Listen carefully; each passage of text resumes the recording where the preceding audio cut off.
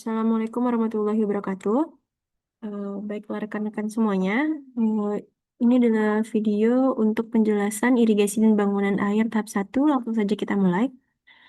Yang pertama, kita akan menentukan curah hujan tengah bulan yang sudah kita dapatkan pada tugas besar irigasi dan bangunan air 1.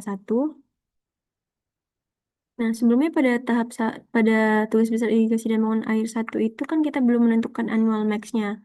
Nah, di sini kita akan menentukan annual max-nya atau curah hujan maksimum yang terjadi di tahun itu di setiap tahun dan di setiap stasiun yang kita punya. Lalu kita lanjut ke analisa frekuensi tinggi. Nah, di sini ada tabelnya seperti ini, tergantung jumlah stasiun teman-teman. Kita akan memasukkan di tanggal berapa curah hujan maksimum itu terjadi pada tahun itu di setiap stasiunnya. Lalu akan kita cari rata-ratanya. Setelah kita mendapatkan semua rata-ratanya, maka rata-rata tadi kita rata-ratakan kembali untuk mendapatkan rata-rata curah hujannya. Lalu kita lakukan analisa frekuensi.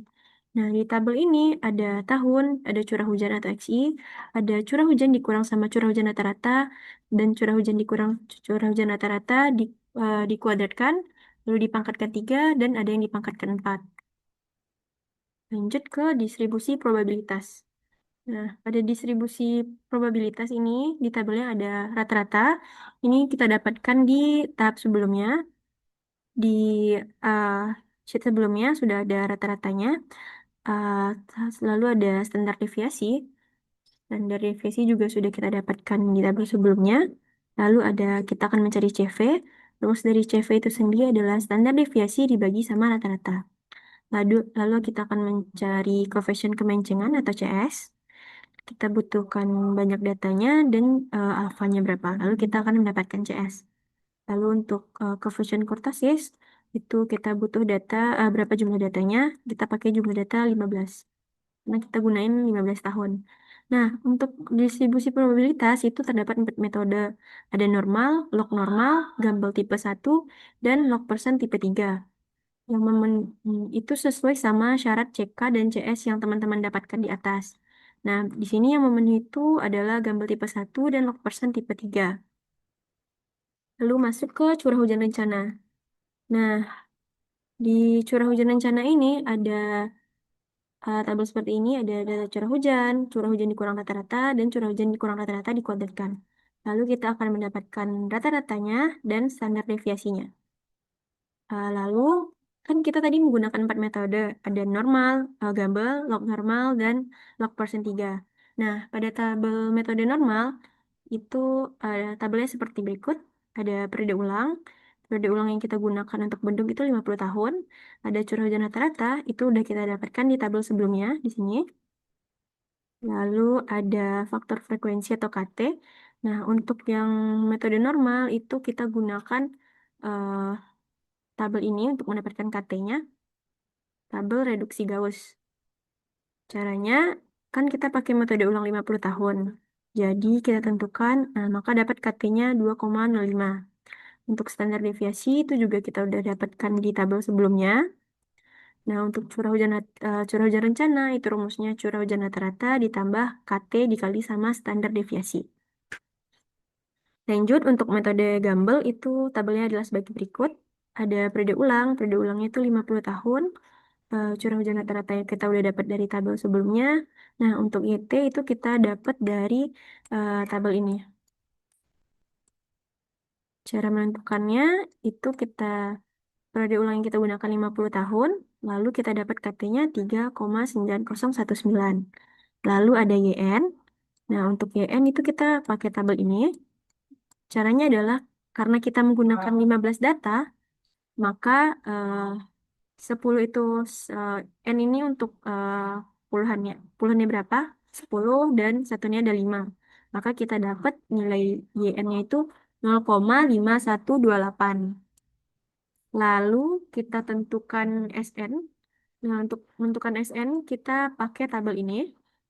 Caranya sama seperti menentukan YN, yaitu kan kita pakai 15 data, berarti puluhannya 10, satuannya 5. Berarti kita dapat nilai SN-nya 1,0206.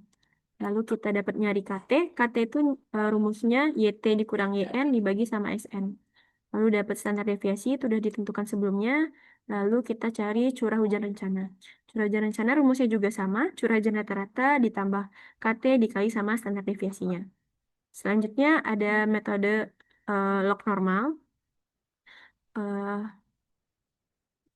Tabelnya juga sama, XI, log XI, karena dia log, maka kita logkan curah hujannya.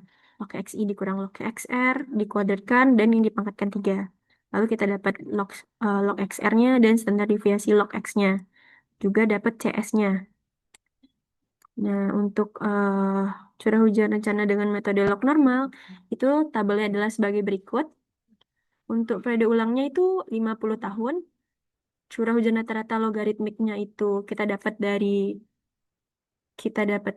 tabel sebelumnya. Untuk faktor frekuensi atau katanya itu terdapat di lampiran.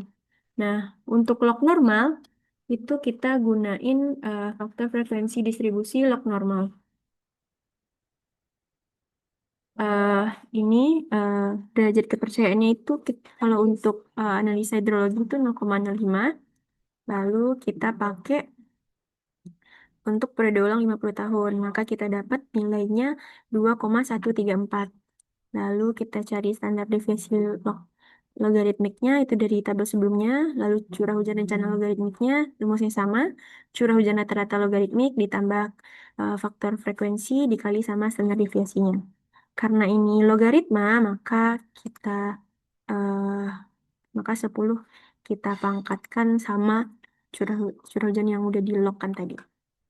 Lanjut untuk metode log persen 3, itu tabelnya adalah sebagai berikut. Periode ulangnya 50 tahun, curah hujan logaritmiknya udah kita dapatkan sebelumnya 2,05. Untuk koefisien kemencengan, ini kan kita dapatkan 0,05. Nah, itu kan kita 0,05. Lalu lanjut kita mencari faktor frekuensi atau KT-nya. Karena CS-nya kita dapat itu positif, maka untuk nyari KT itu kita pakai tabel faktor frekuensi yang positif juga. Caranya adalah kan ini CS-nya 0,05, 0,05. Lalu di sini karena tidak ada 0,05, maka kita interpolasi caranya antara 0,0 sama 0,1 dengan periode ulangnya 50 tahun. Jadi antara ini sama ini kita interpolasikan, maka dapat nilai KT-nya. Lalu untuk standar deviasi logaritmiknya udah kita dapatkan di tabel sebelumnya. Lalu untuk curah hujan rencana logaritmiknya juga caranya sama. Curah hujan rata-rata logaritmik ditambah KT dikali standar deviasinya. Untuk curah hujan rencananya, karena dia log, maka kita 10 pangkatkan sama lognya tadi.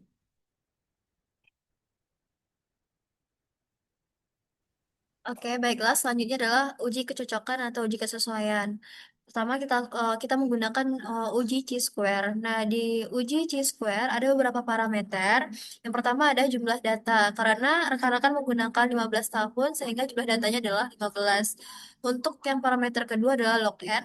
Log n berarti log dari 15. Kemudian di parameter ketiga ada kelas distribusi. Rumusnya 1 ditambah 3,3 dikali log 15 karena data kita 15 sehingga hasil yang didapatkan adalah 4,881. Nah, ini perlu kita bulatkan ke atas menjadi 5. Untuk parameternya udah ketetapan yaitu 2. Dan untuk derajat kebebasannya rumusnya adalah kelas distribusi dikurang parameter ditambah sama jumlah data sehingga hasil yang diperoleh adalah 1,881. Teman-teman atau rekan-rekan bulatkan menjadi 2. Untuk nilai alfanya, karena biasa di analisa hidrologi dipakai 5%, sehingga kita nilai alfanya terdapat 0,05. Untuk X kuadrat CR, di sini kita dapat melihatnya di pada lampiran. Cara membacanya adalah dengan melihat pada tabel ini. Parameter kita 2, dan alfa kita adalah 0,05, sehingga data yang kita dapatkan adalah 5,9915. Kemudian teman-teman input ke tabel parameter C kuadrat. Untuk nilai E-nya rumusnya adalah N per K, sehingga hasilnya adalah 3. Baiklah, untuk di tabel ini, teman-teman perlu menginput data curah hujan teman-teman yang sebelumnya kita cari, kemudian diurutkan dari yang terbesar hingga terkecil. Kita akan mendapatkan total dan juga rata-rata. Masuk ke metode probabilitasnya. Yang pertama adalah metode Gumbel. Nah, untuk di tabel ini sudah link, jadi tidak perlu teman-teman ubah atau sebagainya. Mari kita lanjut ke metode Gumbel. Nah, langkah pertama yang kita lakukan adalah menginput data YN, SN, XR, SD dari curah hujan rencana. Kemudian untuk nilai T-nya akan otomatis terinput dari data di tabel ini. Begitu juga dengan YT, sudah ada rumusnya. Untuk KT juga sudah ada rumusnya dan XT juga sudah ada rumusnya. Nah, setelah didapatkan XT ini kita inputkan ke tabel di bawah ini. Tabel bawah ini. Nah, untuk tabelnya ini sudah nge-link dari tabel sebelumnya. Nah, jadi teman-teman jangan lupa untuk menginput data ini sesuai dari XT yang teman-teman dapatkan. Nah, cara ngisi jumlah datanya. Cara ngisi jumlah datanya coba kita lihat pada tabel yang berwarna ini. Tabel berwarna ini adalah tabel dari curah hujan teman-teman yang teman-teman masukin sebelumnya. Nah, yang di sini ini tabel curah hujan yang sudah diurutkan dari yang terbesar hingga yang terkecil. Kenapa warnanya berbeda? Karena misalnya, pada nilai batas setiap kelas, pada kelas satu nilai batasnya yaitu X-nya besar dari 139,73. Dari 15 data ini, berapa data yang masuk pada batas di kelas satu? X-nya besar dari 139,73 berarti data yang masuk pada parameter itu adalah 155,32, 145,86, 143,80, dan 143,46. Ada 4 data. Jadi teman-teman ketik ada 4 data yang memenuhi batas di kelas satu. Begitu juga untuk di kelas 2, 3, 4 sampai di eh, kelas 5. Nah, setiap kelas kami harapkan diberi warna yang berbeda sehingga teman-teman tidak bingung ini di kelas berapa. Ini kelas satu, 2, 3, dan 4. Jadi tidak bingung ya teman-teman semuanya. Nah, untuk di sini, ini adalah nilai hitung kita dan ini adalah kritis. Untuk metode ini agar terpenuhi, seharusnya hitungnya harus lebih kecil dibandingkan kritis. Namun di sini hitungnya lebih besar dibandingkan kritis sehingga metode ini tidak memenuhi. Maka kita lanjut ke metode selanjutnya adalah metode log person 3. Nah, di metode log person 3, langkah pertama yang kita lakukan adalah menginput nilai CS, log XR, dan S log X-nya. Nilai CS-nya 0,05 diperoleh dari data di curah hujan rencana. Nah, yang membedakan dengan metode yang sebelumnya, cara mencari KT-nya. Cara mengkali KT-nya sebelumnya kita akan menginterpolasi terlebih dahulu. Nah, di sini rentang periode ulang kita ada 5, 2,5, 1,6, dan 1,25. Nah, kita perlu menginterpolasi untuk mendapatkan nilai KT-nya. Nilai KT, cara memperoleh nilai KT-nya dengan cara yang pertama kan nilai periode ulang kita ada 5, 2,5, 1,67, 1,25. Nah, ini adalah rentang dari CS kita. CS itu adalah 0,05 sehingga rentangnya di antara 0 sama 0,1. Karena periode kita di 5, berarti rentangnya di antara 5 sampai 10. Nah, ini adalah tabel untuk CS-nya, sedangkan ini adalah untuk periode ulangnya. Gimana kita cara melihat rentang CS dan rentang periode ulangnya? Kita perlu melihat di tabel faktor frekuensi KT untuk distribusi log per senti P3. Nah, ini ada yang positif, ada juga yang negatif. Karena kebetulan CS kita adalah positif, maka kita menggunakan tabel yang CS-nya positif. Nah, cara melihat rintangnya adalah CS itu 0,5, berarti berada di antara 0,0 sampai 0,1. Terus untuk periode ulangnya ada 5, berarti di rentang 5 sampai 10. Berarti data yang kita interpolasikan adalah ini. Di 0,836, 1,29, 0,842, dan 1,282. Nah, tinggal diinterpolasikan. Untuk di periode ulang 2,50 juga langkahnya seperti yang sama seperti sebelumnya. Begitu juga di periode ulang di 6,7 dan juga 1,25. Nah, nanti bakal diperoleh nilai KT-nya, adalah nilai KT-nya. Nah, nilai KT ini akan diinput ke tabel pembagian batas interval kelas distribusi metode log proses 3. Untuk log RT, dia ini sudah ngelink dari sini. Ini juga sudah sama seperti sebelumnya. Ini adalah rumus dan XT juga rumus. Nah, untuk yang ini eh, cara caranya sama seperti metode sebelumnya, yaitu kita menginput nilai X terlebih dahulu di sini. Untuk yang di sini sudah ngelink ke ke tabel yang ini. Kemudian untuk di curah hujannya sama seperti sebelumnya, diurutkan dari yang terbesar. Kemudian kita hitung berapa jumlah data yang memenuhi setiap kelasnya.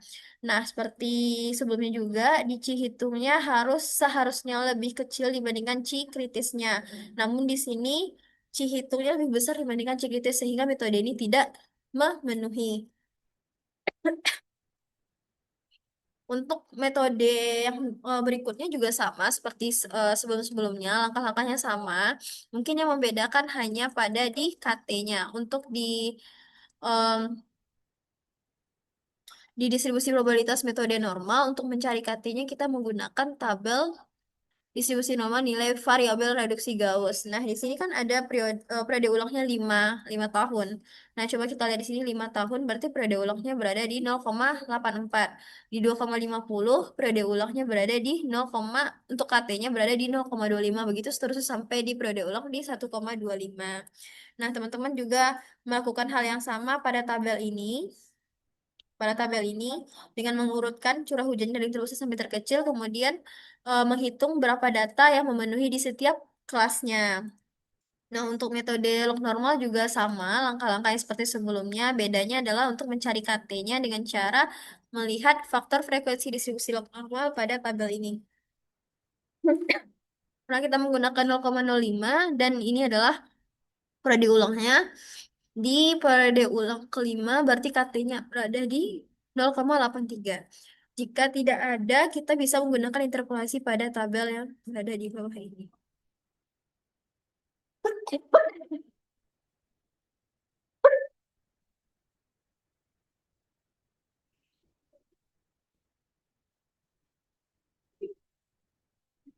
Selanjutnya lanjut ke uji Smirnov-Kolmogorov. Uji Smirnov-Kolmogorov digunakan ketika di uji chi-square tidak terpenuhi. Maka langkah pertama yang kita lakukan pada uji Smirnov-Kolmogorov adalah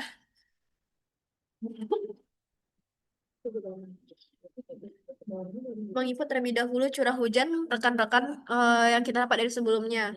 Mulai dari yang terbesar hingga yang terkecil.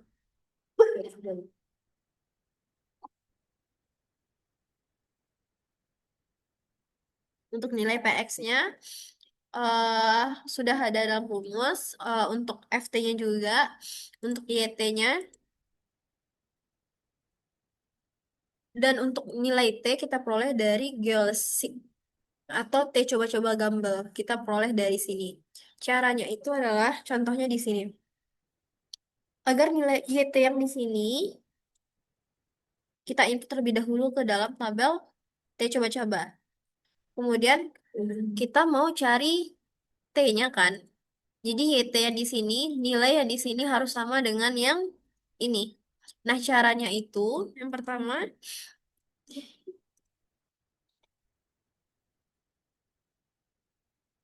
analis what if analis goal seek.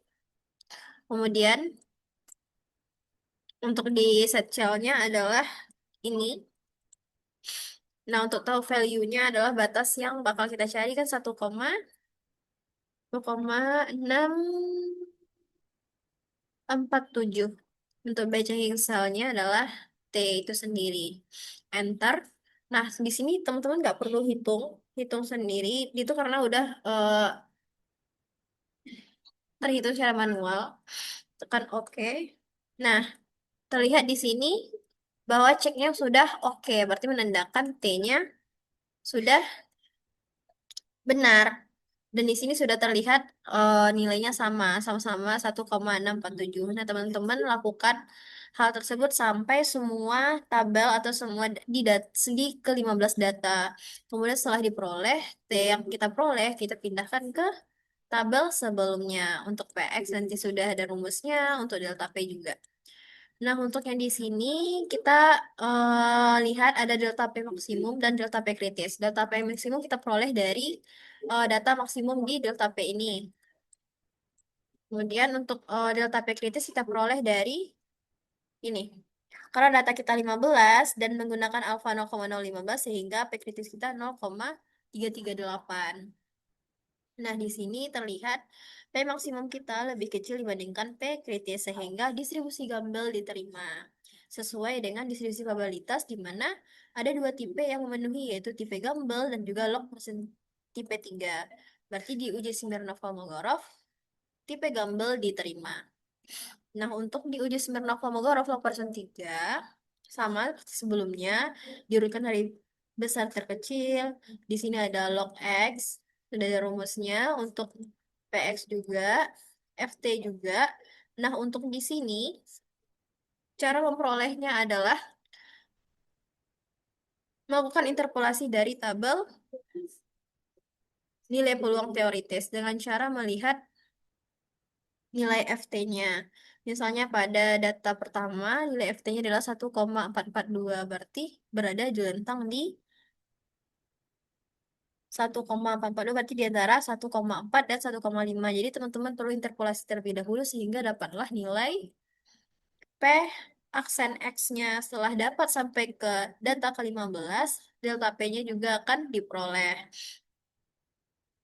Nah, di sini delta P maksimumnya diperoleh dari data maksimum di delta P dan untuk P kritisnya sama seperti metode sebelumnya. Namun di sini terdapat data yang dimana 0,890 atau P maksimumnya itu lebih besar dibandingkan P kritisnya sehingga metode ini tidak terpenuhi. Jadi dari dua metode yang terpenuhi pada distribusi probabilitas yang terpenuhi dan teruji di uji Smirnov-Kolmogorov adalah metode Gumbel. Baik rekan-rekan, selanjutnya itu perhitungan debit banjir rencana. Langkah pertama itu perhitungan panjang lintasan. Untuk L-nya kita dapatkan dari panjang sungai terjauh, dari titik bendung ke hulu terjauhnya. Untuk delta H itu elevasi di titik terjauh dikurang dengan elevasi di titik bendung. Untuk kemiringan sungai itu menggunakan rumus delta H dibagi L. Selanjutnya, waktu konsentrasi. Kita menggunakan metode Kirpitch dengan L didapatkan dari data sebelumnya, S-nya atau kemiringan sungai itu 0,04 dan didapatkan waktu konsentrasi. Untuk selanjutnya itu menghitung intensitas curah hujan menggunakan rumus Mononobe. Ini. Untuk R24-nya itu didapatkan dari curah hujan rencana. Untuk curah hujan rencananya, saya menggunakan dari metode log person 3. Karena pada diuji kesesuaian, eh, di log person 3 itu terpenuhi. Untuk TC-nya itu 2,36 dan didapatkan intensitas curah hujan. Eh, Selanjutnya itu debit banjir rencana. Sebelum itu kita membagi catchment kita dengan beberapa wilayah. Ada hutan berbukit, perkampungan, lahan terbuka, kawasan industri berat, persawahan dengan koefisien C yang berbeda. Untuk luasannya itu kita digit dari Google Earth seperti ini.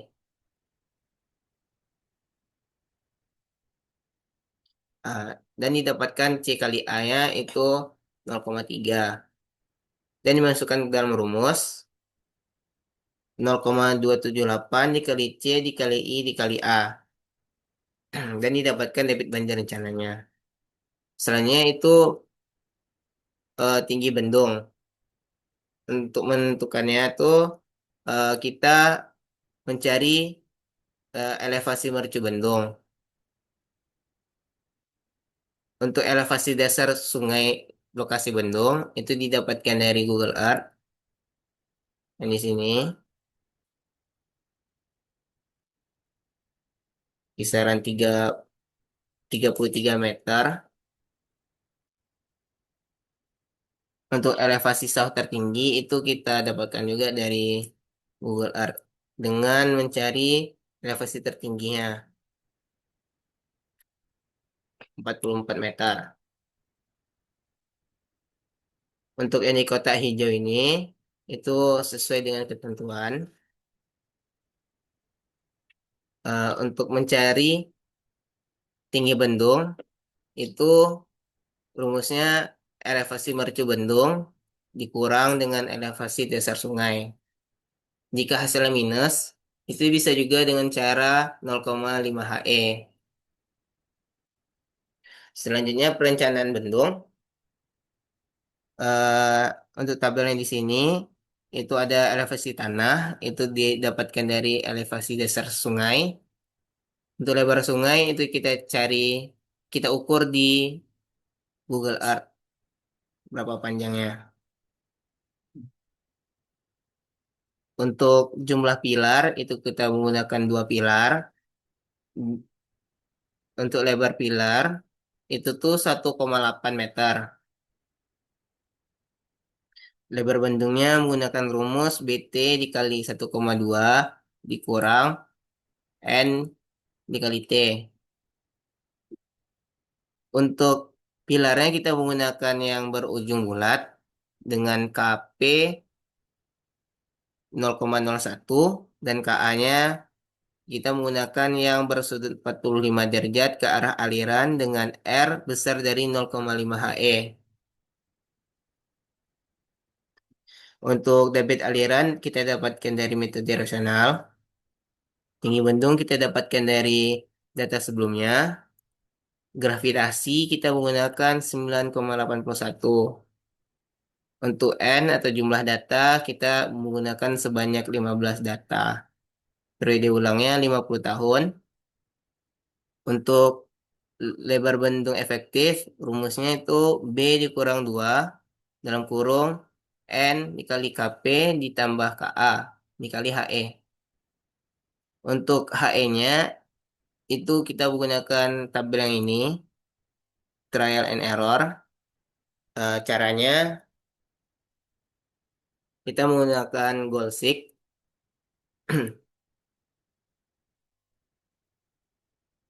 Untuk sel yang di sini kita select yang ini. Untuk value-nya kita menggunakan eh, data debit aliran kita.